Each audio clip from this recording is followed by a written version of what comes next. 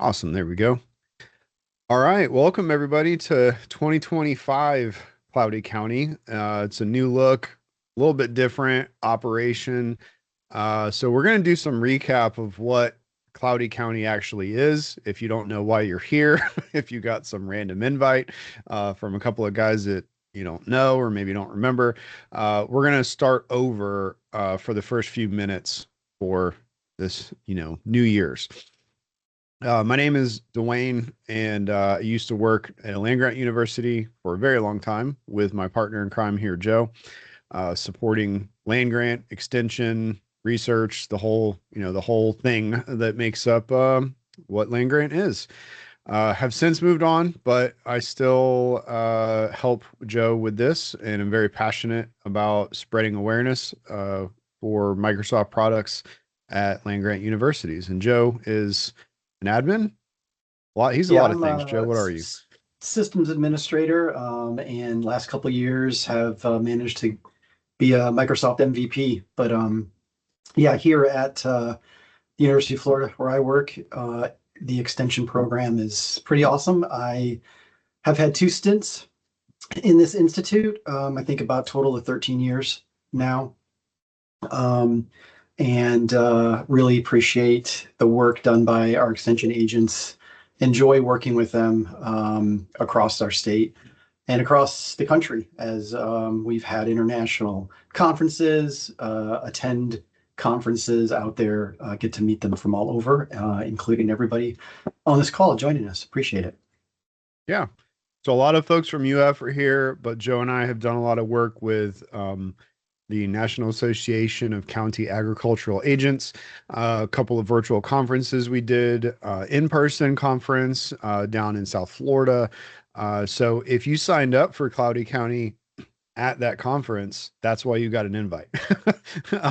So we're gonna talk mostly throughout the year about Microsoft technologies. As you heard, Joe's a Microsoft MVP. I work at Microsoft. We are passionate about informing everybody about tools that you hopefully already have access to. So today's topic, normally our session is here's some news, like what's new, because those things are always changing. There's always new things that have come out, changes to existing things.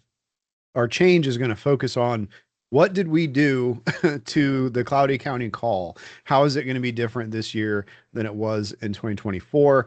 And then since it's really fresh in forefront of our mind because of all the work that we did with the meeting that we set up for this year, we thought a refresher on how to make sure your team's meetings run the way you expect. Do you want people taking over your shared screen, coming off mute, hearing their dog bark in the background, that kind of stuff. So we're going to talk about basically how to make sure your meetings are moderated and running the way that you want them to run. And webinars, of course, it applies to that as well. So what did we do? Well, we used to run a team. So I'm going to switch over off the PowerPoint and actually share my screen for a second. And I want to introduce you all to a fake guy. His name is Nestor. And if you attended last year, you probably saw me share my screen and show off Mr. Nestor here. He works at a fictitious company called Eduane. So, or Ed Duane, I don't know. I tried to mix a couple of things together. But Nestor used to be a guest of an organization in Teams. So you would click up here at the top right-hand corner and you could switch over to that other entity and you could see teams that you were a member of. So in this case, he's in, Project Falcon is a team he's been added to. Well, all of you, 400 plus of you, used to be members of a team called Cloudy County Extension. However, that created a lot of friction, we'll call it, like kind of a burden, if you will, of, hey, if I want to communicate with other extension agents through the Cloudy County community, I have to remember to go up here and switch and, post a message in a team that I honestly don't ever look at. And we know you didn't look at it because we had the analytics that said you don't look at it. So, uh, noticing and realizing like, hey, this isn't really adding a lot of value. It's extra steps. It's cumbersome. Let's nuke it from orbit. So that's what we did. We deleted all the Cloudy County stuff that was tied to that team. Some of you might have gotten a notification about that. So let me pull up a few things on my screen. Oh gosh, where did those go? Okay, so I'll just do it. And they might have been related to authentication and having to authenticate into this other tenant that we were running for you. Yeah, I'm trying to. I can't get my computer to work today. Let's try Word. Will Word let me paste a picture?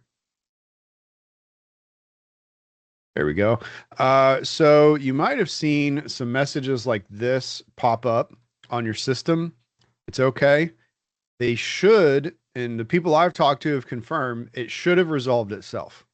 It did for Nestor. So Nestor used to see the Shift Show, which is a funny name for me and Joe. And you should see that disappear and no longer be listed up here. And that's fine. It cleaned itself up. It's taken care of. So now that that's gone, well, now what do we have? Well, we added all of you who signed up to a simple distribution list that we email. If you have not signed up for Cloudy County and somebody just gave you the meeting link, that's fine. You can come into the meeting, you can hang out with us, we can be friends. But you won't get the one monthly email that we send out, which is going to announce what we're actually going to talk about. Like, what topic are Dwayne and Joe going to cover? Are we going to talk about Teams meeting security? We're going to talk about AI. We're going to talk about, calendaring, like all the fun stuff.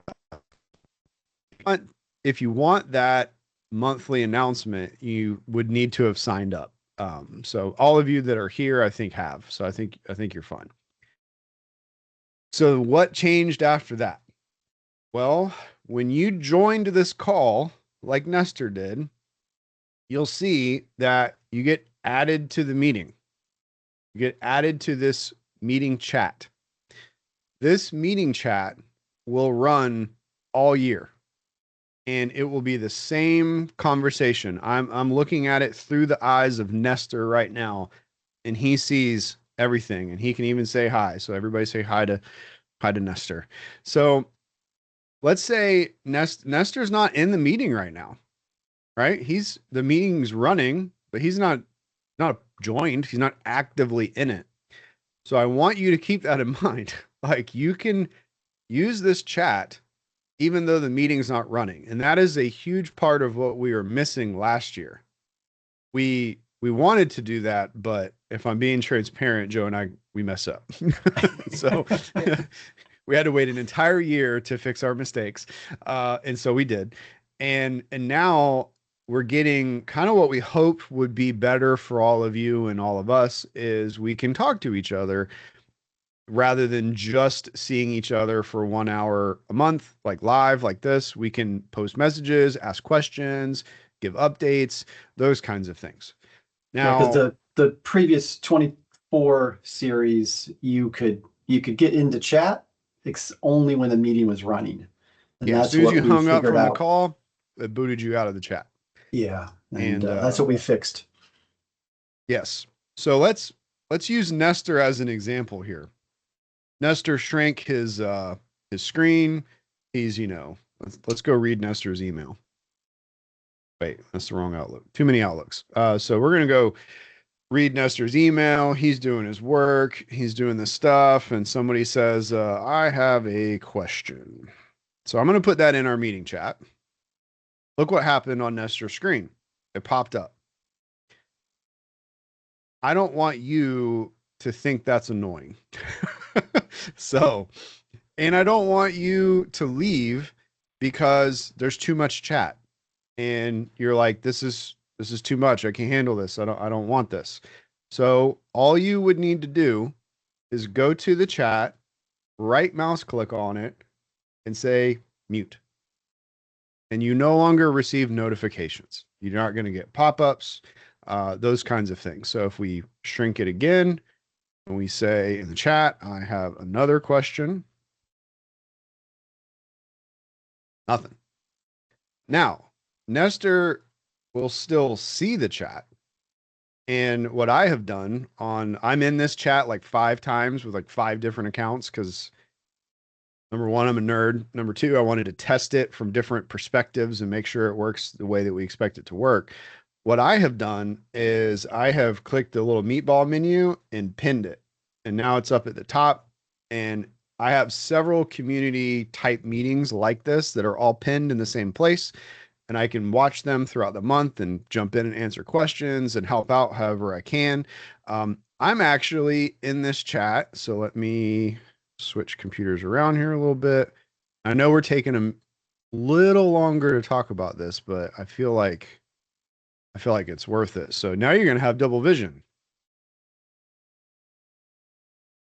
There's another Dwayne in the chat. So I added my work account. So I have a Cloudy County account in the chat. I have my work account in the chat. Like we're going to see messages if you put them here. Same for Joe. He's got his work account, his Cloudy County account. Everything is all a member of this chat. But please don't be overwhelmed. I want people to use it. I want people to understand and know, like you can control this. You can pop it out into its own window, like I did there by accident.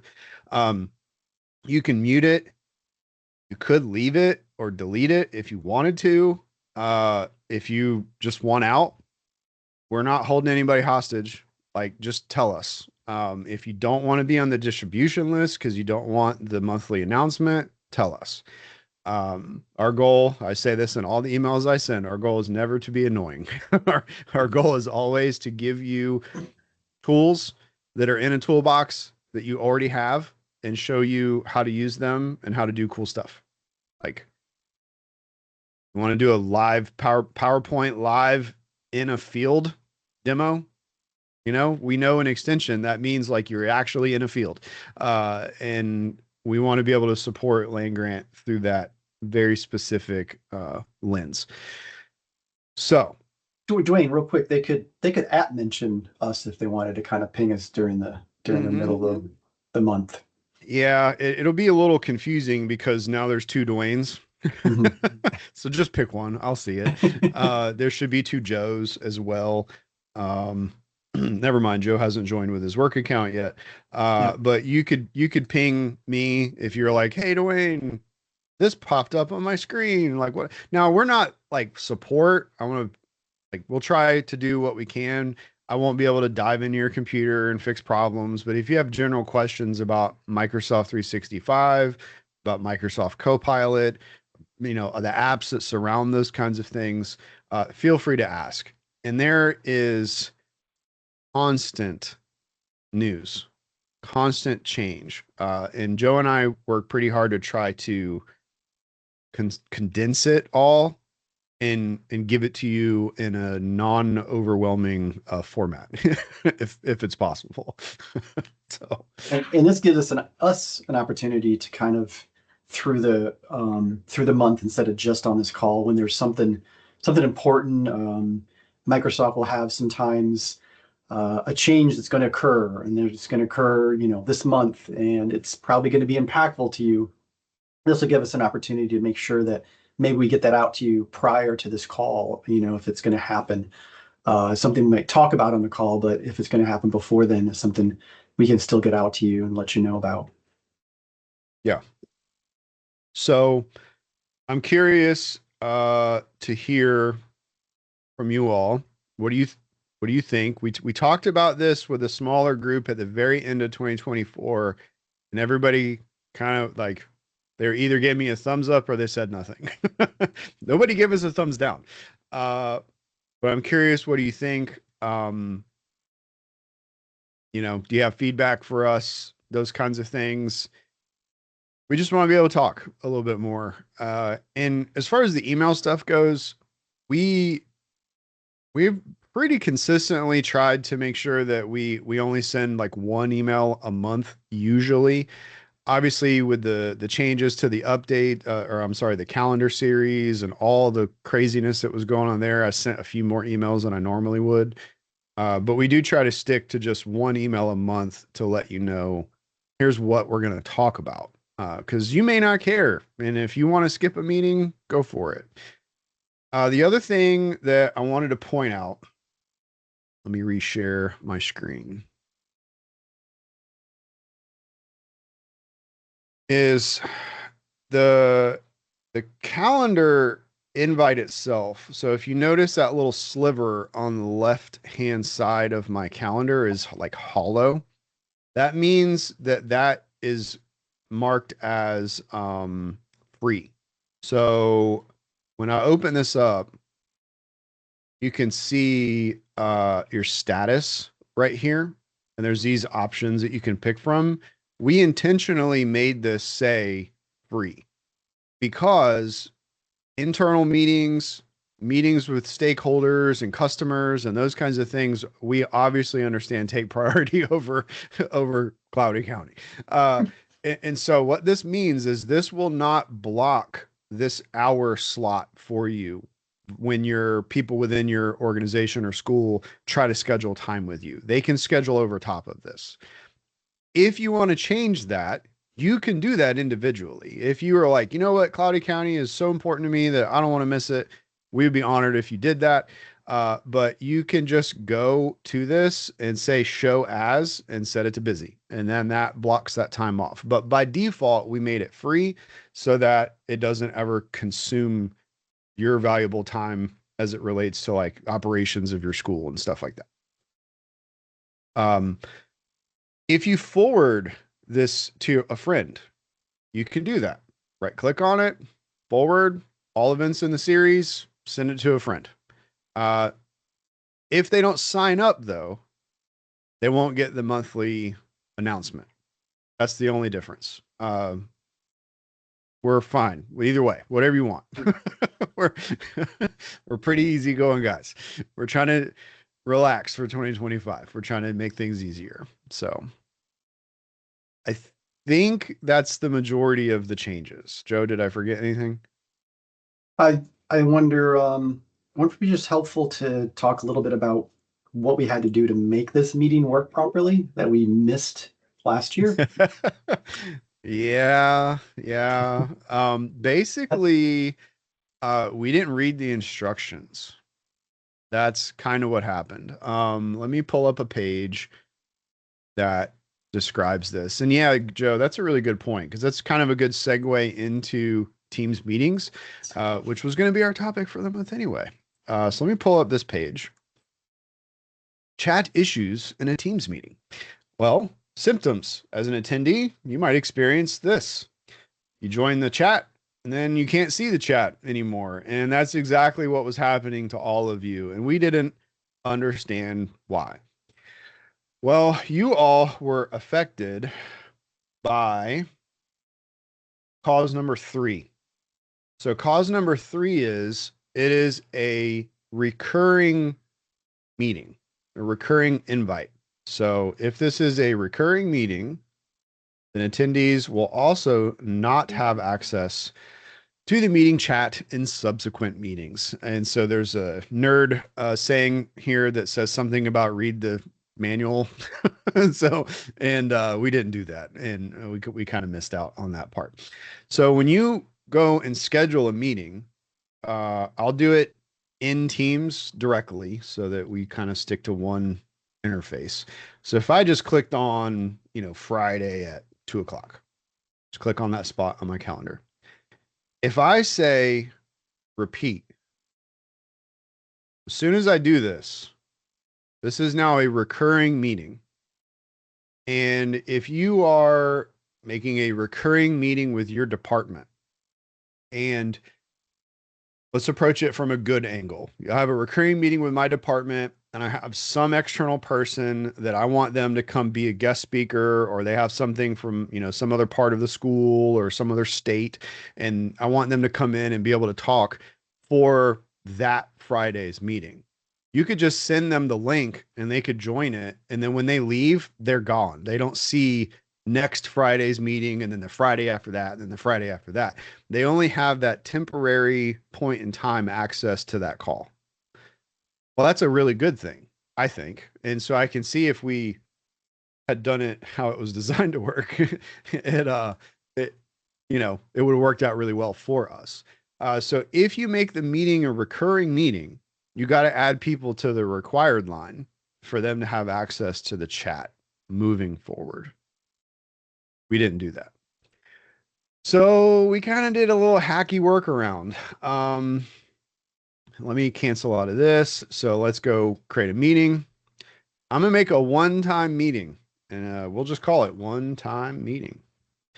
It is not a recurring meeting at all. And I'm just going to click save.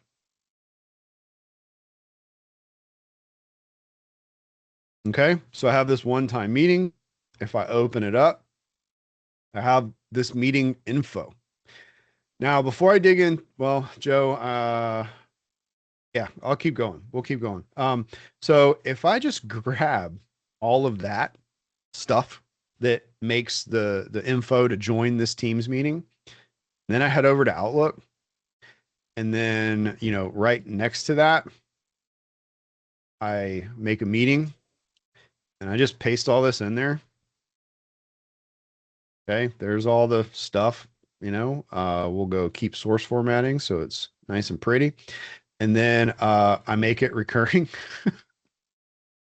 This is now a recurring Outlook invite with a singular point in time Teams meeting in it.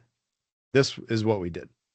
And don't accidentally click. Really, yeah, don't click make this a Teams meeting, and yeah, you don't need to do this because you manually did it. Yeah. So if I were to save this, and so we'll say recurring meeting, save. So here is my recurring meeting now. Click. It's a Teams meeting. I have a join button because Outlook saw all the Teams stuff in the body of it, so it functions just like a Teams meeting invite. And if I gave, so we'll actually join Nestor to it real quick. So Nestor's in the meeting, and this is the key, is if I grab this invite, so somebody says, well, Joe, what did we used to hear all the time when we were running virtual conferences? What was the phrase?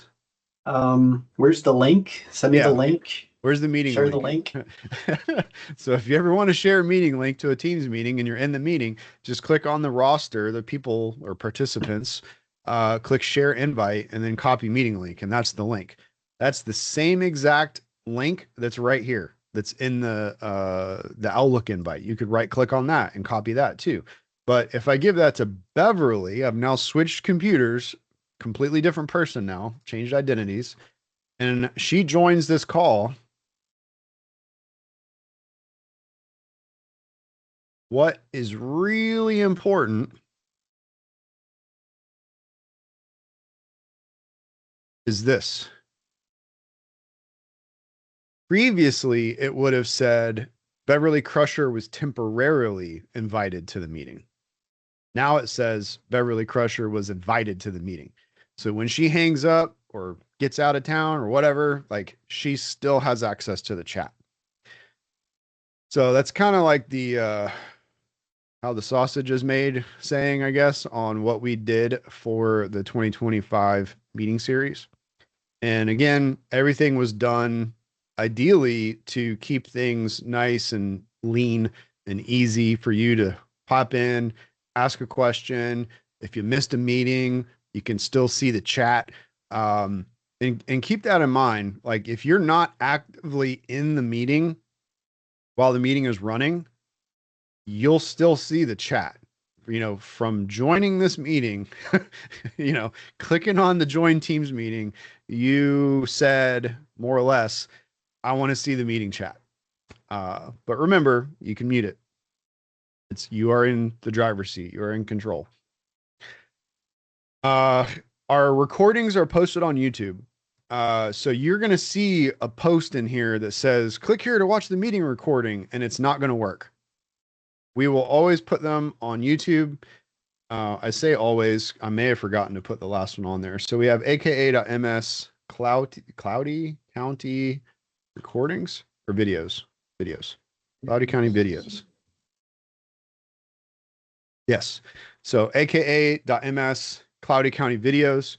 We always put them up here and it's a playlist. So that link takes you to a playlist. And then the newest one will always be at the top. Except I forgot to upload December's. So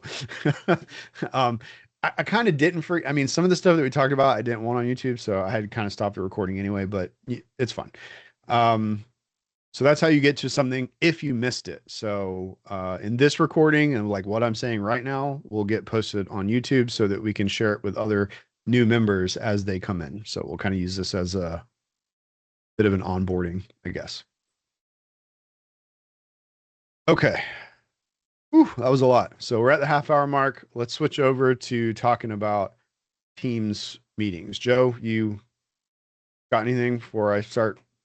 No, I think that's great overview of the community, and looking forward to this 2025 series with everyone.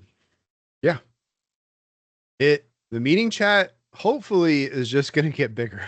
I mean, I don't want it to be overwhelming, but the more people sign up, the more people that join a meeting, you're going to see the number, like you see it at the top of your screen right now where it says people, you're going to see that number like grow. And that was not what we wanted. I don't think there's any other like land grant specific technology things out there. If there are, we want to partner with them. Like, hey, if you know of one, send us to them. Like, we would be happy to hang out. I know there's the National Extension Technology Community, so I need to acknowledge that. Yes, that is for technology professionals. Jackie, keep me honest here. I'm pretty sure that's how it works.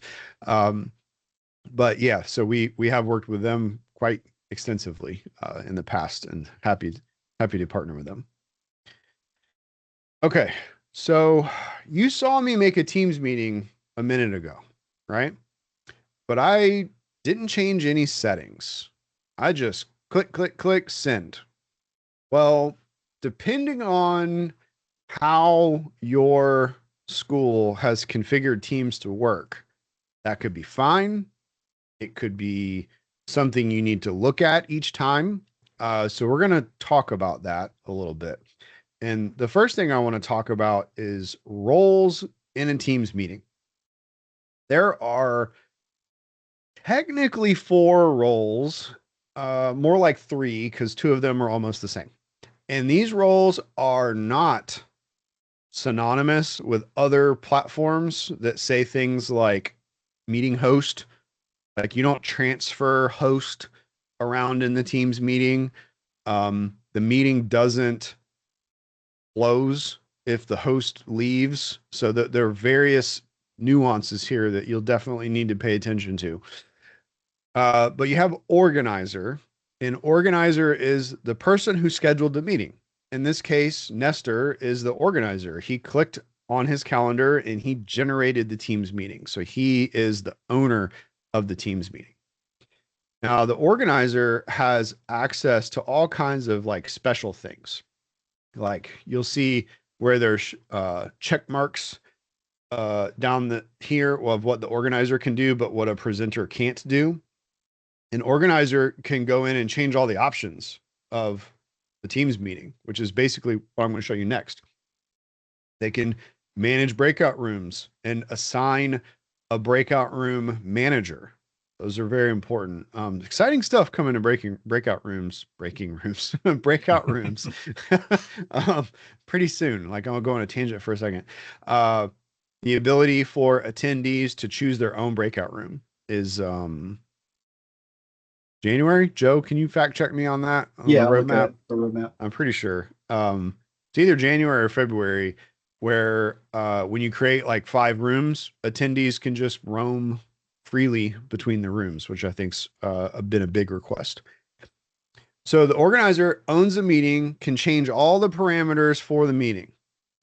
Co-organizer is I schedule the meeting and Joe needs equal access to that. Like he also needs to be able to go in and change all the settings related to the meeting. So this is like super admin mode for that meeting.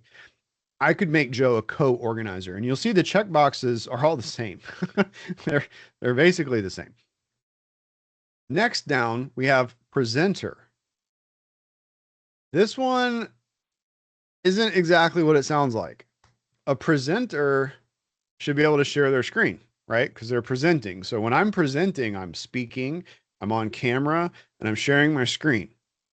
Well, in a Teams meeting, a presenter can do a whole heck of a lot more than those three things. Look at all the checkboxes that are there. They can do stuff like kick people out of the meeting, mute their microphone, let them in from the lobby, demote other people, or promote other people. They can do a whole lot more than just present. The reason why I really wanted to point this out is when you look at presenter versus attendee, if you schedule your Teams meeting and everyone joins the call as a presenter, everybody can kick everybody else out of the call. So especially if the meeting is like a public facing meeting, you're doing a webinar, with the general public in your county or whatever it could be, you want to make sure that those people can only do the things that you have defined that they should be able to do. Thank you, Joe. Joe confirmed January 2025 is when the whole free roaming breakout room thing is supposed to happen. And when I look at my calendar, it's January 2025. So we should see that pretty soon, hopefully. Okay, so how do we make sure our meeting runs the way we want? Well, I'm gonna schedule another meeting for today at 4:00. So I just clicked on 4:00 on my calendar, and this is a demo meeting. I want Beverly to help me, and I want Worf to be a speaker. He's gonna come present. Now, while I'm in the flow of scheduling the meeting, if you do it through Teams, you'll see this more options here. And when I click this, it opens up a very special window. You can get to this window many different ways. So if you closed out of it, it's not a huge deal. We can get back to it. It's not like a one-time, chance. Meeting options are basically, if you took the word options and just replaced it with security, like security, this is where you go to make sure that your meeting is secure.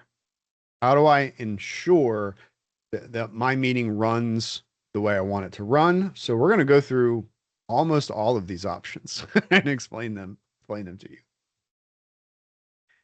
Except that one. We'll skip that one. This is a part of an advanced Teams license called Teams Premium, where if you had like super sensitive meetings, maybe you were talking about like medical information or just like company secrets or something like that, your admins can configure it so that you can have, like in my case, I've got it set for a highly confidential meeting. It will do all kinds of security things to the call for you. The next one is the lobby. None of you were in a lobby when you clicked on this Cloudy County call because I turned it off. The lobby is where you want people to go and then be admitted into the call. And you have different audiences of people that you can pick from. So everyone is everyone except you. You won't ever get stuck in the lobby for your own meeting. But everyone is going to let everybody bypass the lobby and come straight into the meeting with no approval required whatsoever. People in my org, trusted orgs, and guests is a lot of times the next level. This one here, let me do that in blue. This one here is typically the default. This means that if your administrators have set up relationships with other institutions, maybe a hospital that's inside your university system that does its own thing, those people and people that you've added to a team as a guest could bypass the lobby. Then, of course, we drop trusted orgs on the next one. And then my default is people in my org. So this means only people who are inside the Eduane organization can jump into this meeting and bypass the lobby. Next, people who are invited. Now, Joe, help me out here. This turns off meeting forwarding, right? And this means only the people who were on the original invite I think you can can, get in. I think you could do that in the, there's a little drop down Mm-hmm. in the, when you're generating that meeting also. Um, maybe response options. Yeah, it's Works. one of these. Yeah, They might have changed allow it. forwarding right there under response options. Oh, yeah. So it turns off forwarding, and it means only the people that you put on this line can come into the meeting. And that would apply even to people who are inside, of course, inside your organization. So in my case, only Beverly and Worf could come into the call. If Nestor, not Nestor, but Adele, she has an account inside. If she tried to join the call, she would be put in the lobby. So maybe you have confidential meetings, right? Maybe you don't have like all this stuff up here, like set up, but you still have confidential meetings that you want to make sure that only the certain people can get in. You can still achieve that by managing who can come into the meeting via the lobby. Uh, and then lastly, organizers and co-organizers.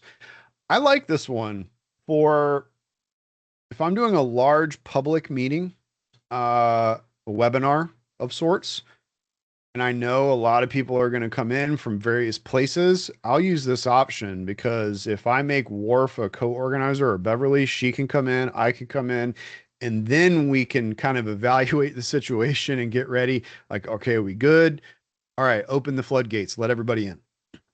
So I like that option quite a bit as Because well.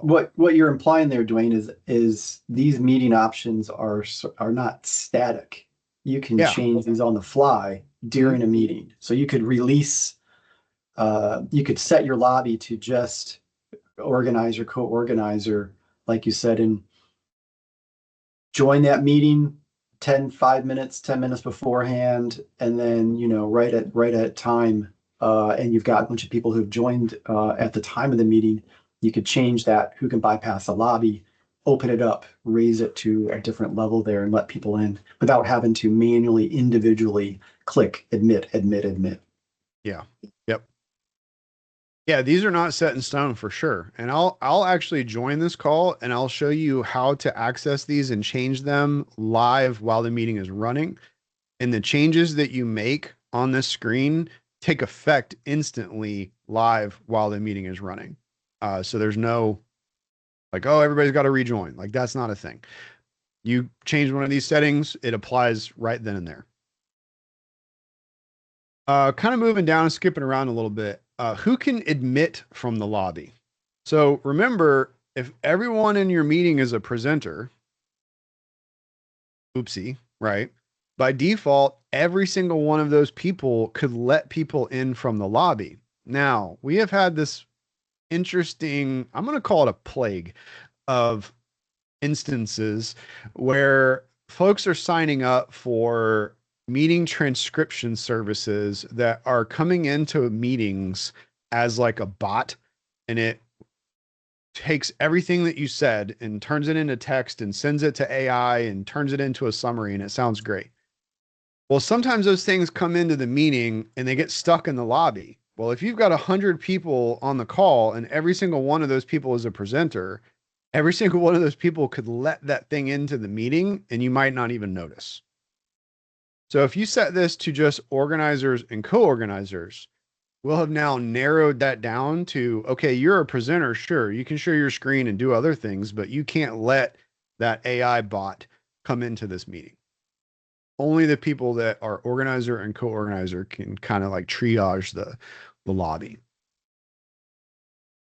Green room. So this one used to be kind of behind a premium license, and now it's not. It's available to everybody. This is pretty cool. This is a if I were to turn this on, I'll do it so that we can see what it looks like. This allows you a temporary like opportunity to see your other presenters and make sure their cameras are working, make sure their microphones are working, make sure they're comfortable with sharing their screen. Like you're all on the same page. You've got a plan, you know how to execute. Then you can start the meeting and then it lets all the other people in, the audience. It's kind of like the curtain opens on the stage, right? And now the audience that's sitting out there can see you, and everybody who's on stage is live. So I'll I show think you. that can really help improve kind of the professionalism of meetings because it gives you that time to settle in your presenters, check their mic, check their camera, before everybody else joins, and you're fighting with that, come showtime. Yeah. Now, I'm gonna, whoops, how do I do arrows? No, that's not how you do it. Whatever. I'm gonna scroll down that way. And as I scroll down, you're gonna see me moving between these sections up here at the top left. So the next one is audio and video, and you'll see audio and video is what we're about to hit. So as I scroll down, there it went. Do you want people to be able to talk? Do you want people to have their camera on? Uh, Sometimes, I don't understand this. Sometimes people join a call and Teams will tell you how many people are in the meeting. Like before you join, it will say there are currently 199 people in this call, and they'll join with their camera on, eating a Pop Tart, driving down the road. I don't, I don't get it. Never seen that, Dwayne. Never seen that. so, so you can prevent that from happening just by clicking these off. Now, this means they will not be able to unmute and they will not be able to turn their camera on, but you can selectively allow them to do that on a case by case basis while the call is running if you want to. So if you say, raise your hand if you have a question, and they do this, they raise their hand. Everybody, let me pick on somebody. I'm gonna pick on Donna. Can you raise your hand in this meeting? Let's see. Sorry, Donna. I mean, just kind of like surprise, but maybe somebody. Okay, let's go. Donna's there we go. So Yvonne got her hand up. So if you all look at the participants list now, you'll see she moved all the way to the top. And that makes it really easy for me as a presenter to just right click on her and say allow microphone if I had microphones disabled in this call. So that's a technique you can use to make it easier on yourself, especially if you're running one of these calls alone, which is a lot to compute and think about. There we go. Donna's got her hand up. So I could say, okay, mics are disabled, but I'm going to right click on Donna and say allow mic. She can ask her question. Once she's done with her question, I can disable the microphone.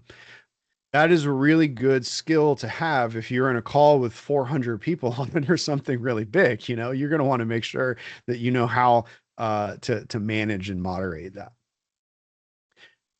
As we scroll down, engagement. Well, manage what attendees can see is pretty cool. That means that, this might be premium. I can't remember. That's a premium, I think. All right, moving down. I mean, we could talk about it real quick. Joe and I are on camera right now. You can see both of us. If I had this toggled on, I would have to decide, even though Joe's got his camera on, I would have to put him on stage for you to be able to see him. So it gives you this producer type feel of I can decide when you can see my speakers. So like you have maybe you're rotating through a whole bunch of different speakers. You can make them go live whenever you're ready. Meeting chat. That's great. Real quick for a panel discussion too, which Yep. I think has been common, where you want three people guaranteed their cameras are spotlighted and visible on the main stage there, where this Yep. where Dwayne is sharing the screen. You would have just those three individuals. Or like an interview. Maybe there's a portion of a big webinar where you're interviewing the dean Well, you just want to see the dean and the person doing the interview, and that's it. Yeah. And you could make that happen with that button. Meeting chat currently has 3 options. It will have more options in the very near future. It will look more like this. On for everyone, but anonymous users, which is people who don't have an account. They haven't authenticated in any way. We have no way to verify who they are. In meeting only, except for anonymous users. So there's some changes that are coming March-ish, I think. So we'll probably come back to that in a couple months. But for right now, you have meeting chat is on, meeting chat is off, meaning nobody can chat, or meeting chat is on only while the meeting is running. Full transparency, this is me and Joe's like fail safe for Cloudy County. If all of a sudden there's this mass exodus and people are leaving Cloudy County because the chat is too terrible and we don't like this anymore, Joe and I might just click that button. That's our fail safe. So that means the chat would only run work while the meeting is running. I don't think we're all grown-ups. I don't think we'll have to do that. Reactions, like stuff like this, like, oh, I'm doing hearts and stuff. You could turn that off if you wanted to. Allow attendance report. I have never seen anybody turn this one off. But maybe you want to have a very confidential meeting where there's no tracking of who was there. You're doing a study. We have seen stuff like that. So you could turn that off. Roles. This is probably the most important part of the entire meeting. So if you are watching on YouTube or you are watching live right now, this is the thing you should pay attention to. Who can present and who is a co-organizer? This is how you are going to lock down the meeting to make sure that not 100 people on the call can take over your screen sharing or end it or kick somebody out of the call. So co-organizers, remember, I added Beverly and Worf to the invite. Those are the only 2 people I can search for. So if I want Beverly to be my co-organizer, and who can present in most places is set like this, which remember what everyone is. Everyone in the call is a presenter. You can say only people in my org, specific people, or only organizers and co-organizers. So if I said specific people, I now am limited to only being able to search for the people. Remember who you can kind of see it right there behind the screen. The people I added to that required line. Those are the people I can pick from.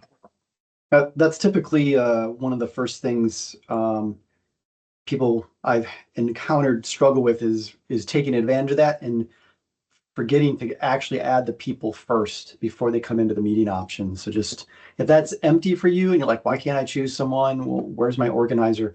You've got to remember to add those people to the required line first. Then you can select them. It makes sense, right? How could I expect Worf to be a presenter in a meeting that he's not even invited to? Like, hey, Worf, come help me run this. And he's like, what meeting?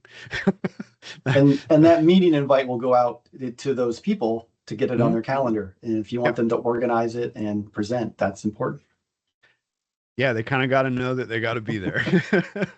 So if you do this, then when this meeting starts, only Beverly and Worf will have permission to moderate and manage the meeting. As I keep going down, record and transcribe automatically. If you want the meeting to start recording as soon as you jump in because you forgot to record a meeting that one time and it wasn't great, you could toggle this on, and this means as soon as you jump into the meeting, it'll start recording. It will notify everybody also that a recording is running. Some of these are premium options, but who has access to the recording or transcript? This is pretty big. When Teams meetings are different. I'm gonna go ahead and click save on this, Joe, and then I'll keep talking about that while it's running. Let me send. There are, I call them artifacts that are generated from a Teams meeting. A Teams meeting is not typically a single point in time thing that happened, and when you hang up, everything that was there was lost. The meeting continues to run, like be accessible, I should say. And there are things that are attached to that meeting, like the chat, the transcript, the recording, the attendance report, files that were shared, those kinds of Content. things. Yeah. So Beverly, she's going to join this call as well.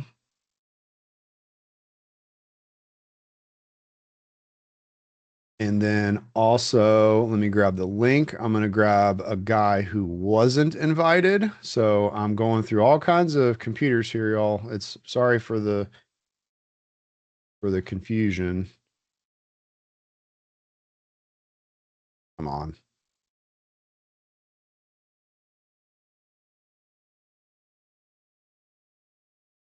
Open today? Oh. All right. It's thinking about it, but it's not thinking very fast today. So if there we go. Dwayne joins the call. I want you all to take a peek from Nestor's perspective. We've got presenters up here and attendees down here. So Dwayne is in the call. He can participate, but he can't do anything. Can't pick anybody out. He can't use his camera or his microphone because we said he couldn't. Remember, we turned those off in the options. He can't share a screen. He can't remove anybody from the meeting. He can raise his hand and he can chat for now. Now, let's say you started your meeting and you forgot to set these options and you have a moment of panic. It's okay. It's cool. You are in the call. Hit the meatball menu up here at the top. Go to settings. Go to meeting options. This menu looks exactly like the other one that we were on. And you can set all of these things. Like, let's say we want to, I want to turn on the cameras and microphones for everybody. You know, we did our session. We're at the last 10 minutes. Let's open the floor. Well, if I go allow, and save, notice Dwayne now can unmute his microphone. Your mic has been enabled. Like it's telling me right there. And there's one behind that where it says your camera's been enabled. Camera's been enabled. So those things take effect like basically instantaneously. So if you forgot, don't worry. You can meatball menu, settings, meeting options, change the roles, demote everybody to presenter. It will happen instantly. And you can fix the problem literally within seconds, just if you're comfortable and you know how these options work. I think that's as much as we're going to be able to cover live. Like Joe and I typically hang out after the call. There's no obligation for you to do that. But we like to be available because I know that we talk a lot while the call is running. But if you have just general Q&A, we'll stop the recording and we'll just stay on the call for a little while. And if you want to ask us a question, you can do it with no fear of being posted on YouTube. And that's typically how we roll. So if you're new here, that's fairly normal. Yeah. But again, no obligation to stay. Dwayne, one setting there, talk about real quick, a little bit more was the automatic recording. Mhm. And that kicks off once the meeting starts. As soon as anybody starts it. Yes. So if you've got yes. someone who starts it, maybe, you know, the reminder comes up and people join right then, that's when the recording will start. If recording is really important for you, I would say don't fret that you've got 15 minutes or so sometimes of extra information, because the trimming of that recording that goes into, it's going to go into OneDrive, it's going to go into Teams, depends on the type of meeting, is really slick now with some trimming capabilities up there in Microsoft Stream. I think that's getting renamed to Clipchamp, but it's really quick to trim out that first 15 minutes. You're not having to basically transcribe, re-encode your video to edit it quickly. So if you know you're going to be recording every time, it might be safe nowadays to just go ahead and turn that on once the recording's done, go in and trim that off. It literally just take a few seconds to trim that front off. Yep. Yeah. Yeah. Just be aware. Sometimes you get 15 minutes of nothing and you can lop it off pretty fast. So I'm gonna go ahead and turn off the recording. If you're watching on YouTube, this was the first one of 2025. We're excited for the changes. Hopefully y'all are too.